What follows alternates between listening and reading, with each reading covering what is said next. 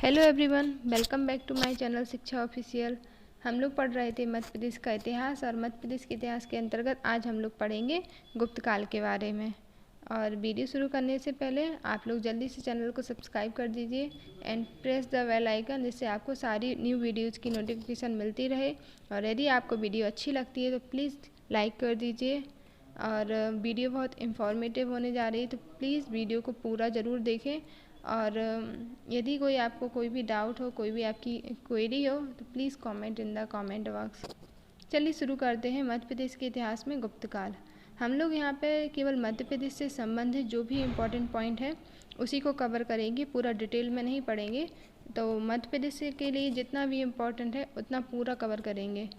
चलिए देखते हैं मध्य प्रदेश के अंदर गुप्त काल। तो गुप्त काल पूरा कितने टाइम पीरियड तक रहा था?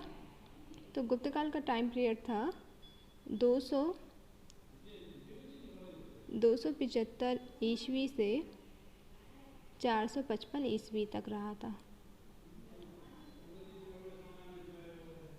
पूरा गुप्त काल 275 से 455 ईस्वी तक माना जाता है, क्योंकि गुप्त काल की स्थापना श्री गुप्त द्वारा 275 ईस्वी में की जाती है, इसलिए 275 से स्टार्टिंग पॉइंट माना जाता है। इस वंश की स्थापना श्री गुप्त द्वारा 275 ईस्वी में की जाती है।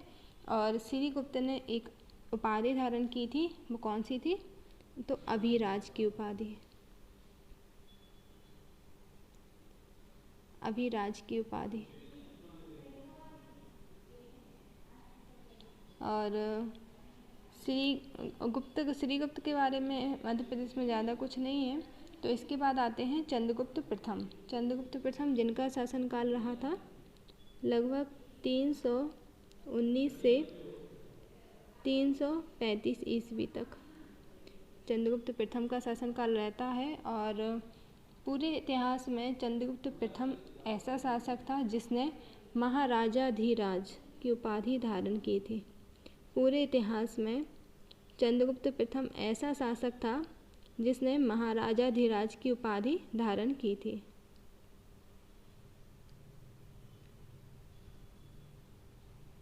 और चंद्रगुप्त प्रथम के बारे में एक और पॉइंट इम्पॉर्टेंट है कि राजा रानी के सिक्के सर्वप्रथम चंद्रगुप्त प्रथम ने ही चलाए थे। राजा रानी वाले सिक्के सर्वप्रथम चंद्रगुप्त प्रथम द्वारा ही चलाए जाते हैं। तो चंद्रगुप्त प्रथम के बारे में इतना ही पॉइंट मिलता है। और इसके बाद आते हैं समुद्रगुप्त के बारे में। इनका पुत्र होता है समुद्रगुप्त।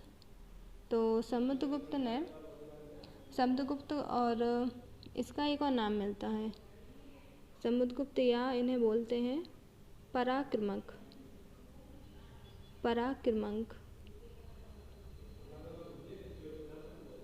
किसको बोलते हैं? समुद्रगुप्त को बोलते हैं। इसके अलावा भी इनका एक और नाम मिलता है। वो क्या मिलता है? वो मिलता है तंत्रिक मंत्र का।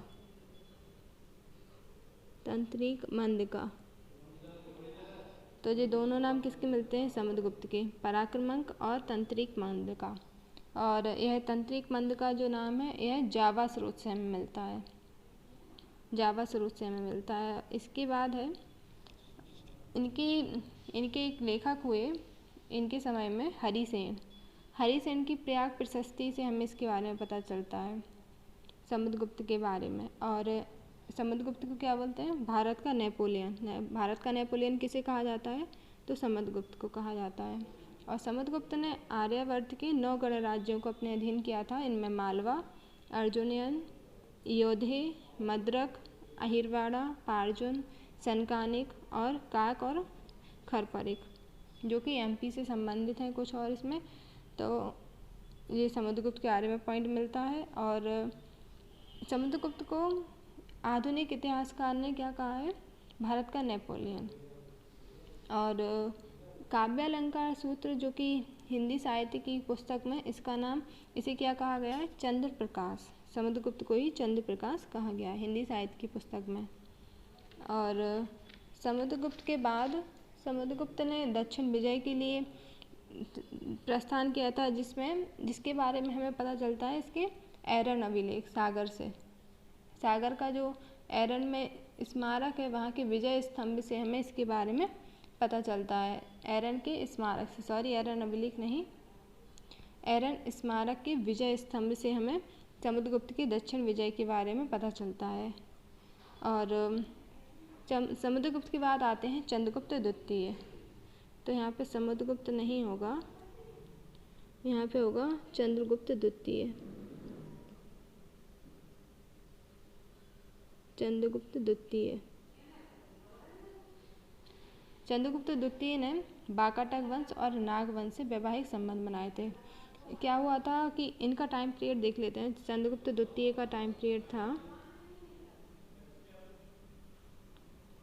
चंद्रगुप्त द्वितीय, इनका टाइम पीरियड था 375 से 415 ईस्वी, लगभग 375 से 415 ईस्वी तक। तो चंद्रगुप्त द्वितीय ने क्या हुआ था कि इसका विवाह चंद्रगुप्त द्वितीय ने नाग वंश की कन्या कुबेर नाग से विवाह किया था। और इसके बाद इनकी पुत्री होती है प्रभावती गुप्त। चंद्रगुप्त द्वितीय की पुत्री होती है प्रभावती गुप्त, और उसकी शादी उसने वाकाटका वंश में कर दी थी, जिससे इसने वाकाटका वंश और नाग वंश दोनों से वैवाहिक संबंध बनाए। और इसकी दक्षिण में इसकी साम्राज्य स्थापित करने के लिए इसने ऐसा किया था। और इसके बाद एरन सागर से समुद्रगुप्त का जो नगर बन गया, और इसने शक राज्य को छोड़कर संपूर्ण मध्य प्रदेश पर अधिकार किया था समुद्रगुप्त ने। और समुद्रगुप्त का उत्तराधिकारी रामगुप्त हुआ, जो कि शकों द्वारा परास्त हुआ। और इसके बारे में एमपी से कुछ इम्पोर्टेंट नहीं मिलता है। तो फिर आते हैं विक्रमादित्य या चंद्रगुप्त द्वितीय, जिसके बारे में पता चल ही गया कि इसने नागवंश और वाकाटका वंश से वैवाहिक संबंध स्थापित किए। और शकों को परास्त करने के बाद चंद्रगुप्त द्वितीय ने ही शकों को परास्त करने के उपलक्ष्य में ही इसने एक उपाधि धारण की थी। क्या नाम था उसका? विक्रमादित्य। तो चंद्रगुप्त द्वितीय ने उपाधि धारण की थी विक्रमादित्य, शकों को परास्त करने के उपलक्ष्य में। और हराकर इसने उज्जैन पर अपना अधिकार किया और उसी को अपनी राजधानी बनाया। चंद्रगुप्त द्वितीय ने उज्जैन को ही अपनी राजधानी बनाया। और इसके दरबार में 9 रत्न रहते थे। कौन से थे? तो कालिदास, बेताल भट्ट, बराय मिहिर, धन्वंतरी, अमर सिंह, बररुचि, घटकपर, क्षणपक और सुख। और चंद्रगुप्त द्वितीय ने ही परम भागवत की उपाधि धारण की थी। एक और उपाधि इनकी मिलती है, विक्रमादित्य और एक परम भागवत।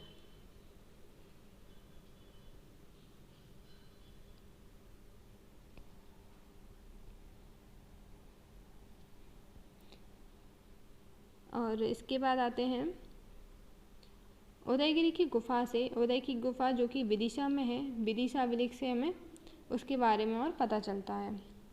उदयगिरी की गुफा से विदिशा अभिलेख से हमें पता चलता है। और चंद्रगुप्त द्वितीय के उत्तराधिकारी कौन हुआ? कुमारगुप्त हुआ। और इसके बारे में मंदसौर अभिलेख से हमें पता चलता है। मंदसौर प्रशस्ति या मंदसौर अभिलेख से कुमारगुप्त के बारे में जानकारी मिलती है। और मंदसौर में ही कुमारगुप्त ने एक सूर्य मंदिर बनवाया था। इसके बारे में हमें इसी से पता चलता है। इसके बाद आते हैं तुमिन अभिलेख। गुना के तुमिन शिलालेख से तुम्बवन के शासक घटोत्कच गुप्त का वर्णन मिलता है। और स्कंदगुप्त के समय एक हूण आक्रमण हुआ जो कि चीनी जनजाति थी, 459 ईस्वी के लगभग। इसके शासनकाल में हुआ, स्कंदगुप्त के शासनकाल में। और पुनः 5वीं सदी के तोड़माड़ में हूणों के आक्रमण फिर से हुए। और इसके बाद एरन की बराय मूर्ति अभिलेख से तोड़माड़ का पता चलता है हमें। और तोड़माड़ का पुत्र हुआ मिहिरकुल, जिसने पश्चिमी मालवा पर अधिकार कर लिया था। और इसकी पुष्टि हमें ग्वालियर अभिलेख से मिलती है। तो तोड़माड़ का पुत्र हुआ मिहिरकुल, जिसके बारे में हमें ग्वालियर अभिलेख से पता चलता है कि इसने पश्चिमी मालवा पर अधिकार कर लिया था। और इसके बाद आते हैं इसके बाद कुछ और पॉइंट मिलते हैं, जैसे कहूँ अभिलेख से हमें स्कंदगुप्त से संबंधित पॉइंट हमें मिलते हैं, और जिसका अधिकार कहाँ मालवा, विंध्य और महाकौशल पर था।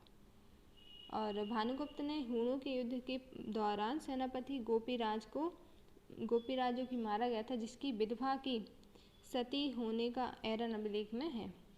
ये तो हमने पहले भी पढ़ लिया था एरन अभिलेख से, तो इसके बारे में भी पॉइंट मिलता है। और इसके बाद गुप्त वंश यहाँ पे समाप्त हो जाता है। आगे कुछ छोटे और वंश हैं, जैसे परिव्राजक वंश ये क्या पन्ना में स्थापित था। संपूर्ण बुंदेलखंड तक इसकी सत्ता थी और पन्ना में था। और पहला राजा इसका कौन था? देवादय था। और इसके बारे में खो या मझगमा जो कि सतना में है, सतना के ताम्रपत्र से हमें इससे संबंधित पॉइंट हमें देखने को मिलते हैं। इसके बाद है उच्चकल्पराज जो कि सतना में स्थित ऊंचाहर का प्राचीन नाम था, सतना में ही स्थित है। और यहाँ के राजा कौन से हुए? औघदेव, कुमारदेव, जयस्वामिन, व्याघ्र, जयनाथ, सर्वनाथ आदि इसके राजा हुए। इसके बाद है पांड्यराज। तो पांडवों ने कहाँ राज किया? तो अमरकंटक के आसपास मैकल श्रेणियों में इसने पांड्य शासकों ने राज किया। और प्रथम कौन सा राजा? तो प्रथम पांड्य राजा था राजा जयवल, और अंतिम पांड्य राजा भारतवल। इसके बाद है शैलवंश। तो शैलवंश कहाँ था? महाकौशल क्षेत्र में स्थित था शैलवंश। और यहाँ के प्रथम राजा कौन होते हैं? श्रीवर्धन, और अंतिम राजा जयवर्धन।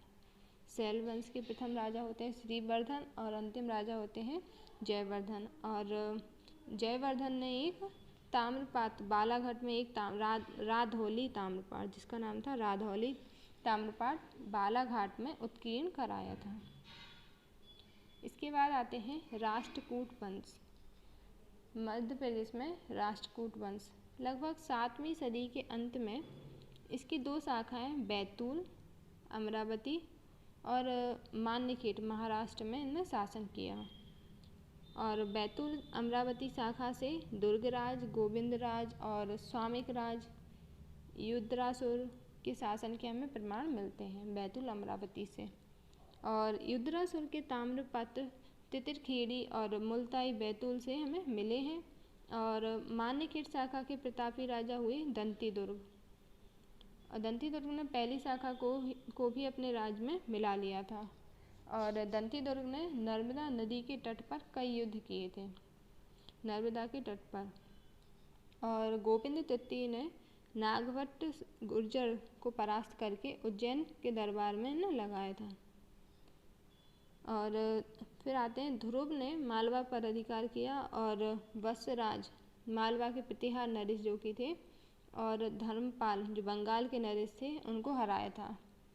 ध्रुव ने मालवा पर अधिकार किया तथा वत्सराज मालवा के प्रतिहार वंश से संबंधित थे, और धर्मपाल जो कि बंगाल के नरेश थे उनको हराया था। और इंद्र तृतीय ने त्रिपुरी की कलचुरी वंश की राजकन्या वैजंबा से विवाह किया था। और इसका अभिलेख हमें कहाँ से? इंद्रगढ़ मंदसौर से हमें मिलता है इंद्र तृतीय का।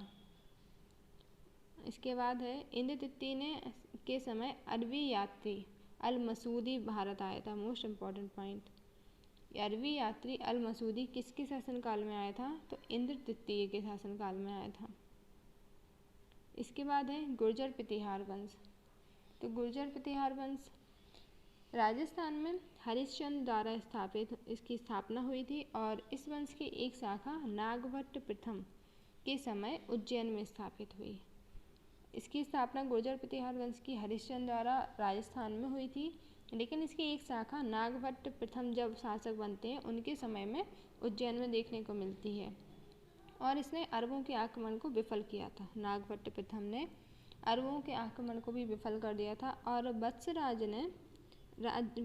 ने राज्य का विस्तार किया। इसके गुर्जर प्रतिहार के प्रमुख प्रसिद्ध शासक होते हैं वत्सराज। इन्होंने राज्य का विस्तार किया, जिससे राष्ट्रकूट शासक कृष्ण तृतीय और पाल नरेश धर्मपाल और प्रतिहार नरेश वत्सराज के बीच त्रिपक्षीय संघर्ष हुआ। किनके बीच? वत्सराज के द्वारा पाल वंश और प्रतिहार। एक तो पहला हो गया ये गुर्जर प्रतिहार, और पाल नरेश धर्मपाल और राष्ट्रकूट शासक कृष्ण द्वितीय। तो पाल नरेश और प्रतिहार शासक और राष्ट्रकूटों तीनों के मध्य त्रिपक्षीय संघर्ष हुआ, और रामभद्र के पुत्र मिहिर भोज के समय अरबी यात्री सुलेमान आया था। फिर इनके पुत्र होते हैं रामभद्र के मिहिर भोज, और मिहिर भोज की महत्वपूर्ण उपलब्धि क्या है कि इन्होंने बुंदेलखंड पर अधिकार किया था। और मिहिर भोज को ध्रुव राष्ट्रकूट जो कि राष्ट्रकूट वंश से थे तथा कोक्कल जो कलचुरी या त्रिपुरी कलचुरी वंश के पराजित होना पड़ा था। मिहिर भोज किससे पराजित हुआ था? तो राष्ट्रकूट वंश के ध्रुव से, और त्रिपुरी या कलचुरी वंश के शासक थे कोक्कल, उससे द्वारा पराजित हुआ। इसके बाद आते हैं महेंद्रपाल प्रथम।